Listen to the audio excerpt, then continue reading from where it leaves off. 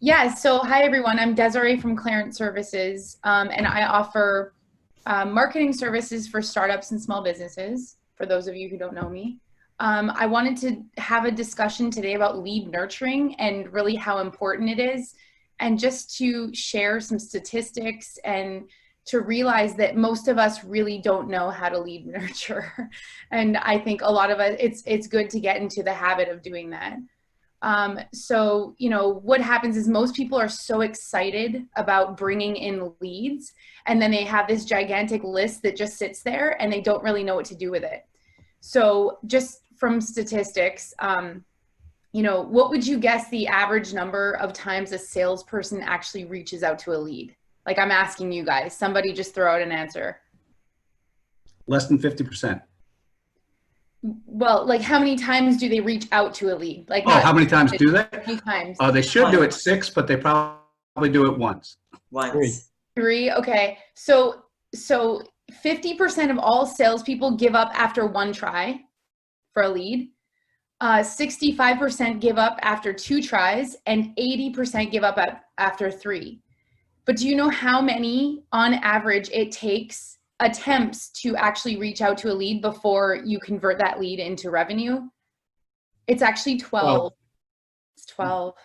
That's like, so we're failing as business owners because we're not doing it enough, and we're not in front of these people, because really, only 3% of people at any given time are ready to buy what you have now, whether it's a product or services. 3% of people. 10% are very interested. They're just kind of not ready to pull the trigger. Then you have 30% who like what you do, they just don't want to buy now. And then the other 60% wouldn't even take your product if you paid them to. Okay, so, or I'm sorry, yeah, the other 60%. So the 40% is what you're nurturing to, right? Those are the people what you're trying to speak to. And of course, on your messaging, you need to the 3% and the 7% who are almost ready to pull the trigger, you want to send them out like an offer or a discount or a 2-for-1 or some sort of deal that would make them, oh, I should take this now, and give them a sense of urgency in terms of messaging. The other ones, the other 30% that's interested in your product or service, but they're not quite ready, you want to give them like free information that is beneficial to them and valuable to them, so that they now trust in your brand, right? So you're showing them that you know your stuff, and they're building up trust in you, for that when they turn into that 3% who's ready to pull the trigger. So how you want to do this, first of all, when you have your list of leads, you need to, if a lead comes in, say a form fill on a website or a call into your office, you need to get on them within a minute, honestly, within a minute. And that will increase your chances by 314% if you call them back within a minute, okay? Most of us don't get to our leads within that time period, and it significantly decreases your chances of converting them into a sale because we don't get there fast enough. We are impulsive in this world, right? We want things now, right? That's why online shopping is a beautiful thing. Although and that's why 1-day shipping is coming out, because we're so impulsive. So what you want to do is, first, you want to call the lead for at least a month to 6 weeks, every week, once a week. If you don't get a hold of them, follow up with an email. And then if you don't get a hold of them in those 6 weeks, then you want to put them on a 1-year lead nurturing campaign where you send a newsletter to them once a month. You can do it bi-weekly as well. It depends on your capacity, your bandwidth. And you want to give them valuable information. The best thing for you to do is segment. If you speak to a bunch of different industries for your target market, it's best to segment them and speak specifically to those markets rather than do like a blanket email. So if you can do that, that's the best. But if you can just do one newsletter, just make sure there's different sections on that newsletter so that you're reaching out to that 3%, that 10%, and that 30%. speaking to those right audiences who are either ready to purchase now or they're thinking about it in the future. So put them on that for a year of an automatic email campaign, and reach out via phone once a quarter.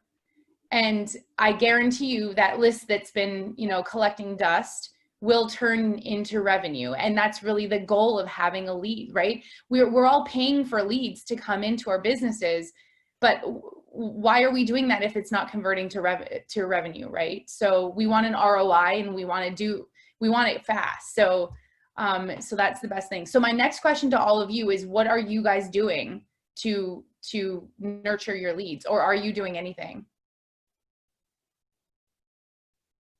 Anyone? I'll jump in. Great topic, Desirae, and very well delivered. Before we jump to that, I'm curious how you would overlay or recommend overlaying social with calls, emails, and the auto kind of one-year program. Yeah, well, definitely. I mean, social, because that's more, it's outbound versus inbound, right? So social media, I mean, you can certainly, like, if you have a sales navigator on LinkedIn, you can message people, right? So if you have their names, you can certainly reach out to them on the platforms that your audience is on. I'm sorry, it's my dog. And so social media is a whole other thing, but definitely the more channels that you can be in parallel with the same message, the better. Like, right. Absolutely. The more touch points. So it takes 7 touch points for somebody to finally trust in your brand. And that could be a billboard. That could be hearing your brand on a radio. That could be, like you said, social media. It could be an email that they receive. It could be a phone call from your salespeople. So as many channels as possible that you can be on that is consistent and reaching out to these potential clients or customers, the better, for sure. Right. Well, I'm probably the former when you said, the 1 or 2 calls, and then they kind of go in a pile. Yeah. And that's most of us, right? I mean, most of us are that way, and we get busy, and and it's also a thing of like negative reinforcement. You're like, well, I'm not getting anywhere, so why would I keep trying, right? Because there's no reward. But if you keep trying, it will. Remember, an average of 12 times you got to reach out. So that's a lot. That's a lot of work. But that's why we have automation tools, right? And it's funny, Liberty Mutual obviously is very big in doing this kind of thing. And with us, the sales team our team is literally here to follow up on the website and the commercials. Yeah. So we will get occasionally, and now with the virus, they send some of the direct ones to us, but there's a different group that immediately responds to anyone who replies from the website or the commercials. And then they get pushed into our system, and that's what we do. We do that for that other 12 things about. So it's constantly, and but my question is, does anyone know of or tools to actually do that when a lot of our team or our people on our team are small business owners where they're doing the work. So sales isn't their only job. They're doing the actual work and the sales. And does anyone know of any good tool beyond automation tools? Like that was an awesome introduction to have live humans who can answer the phone. Any other things from that? Have anyone kind of seen any outsourced sales functionality? Definitely, like Pardot. Salesforce is the Mercedes-Benz of all CRMs, and so probably most of us don't have it. You probably have it though, Dennis, because right, like it's a massive company, right?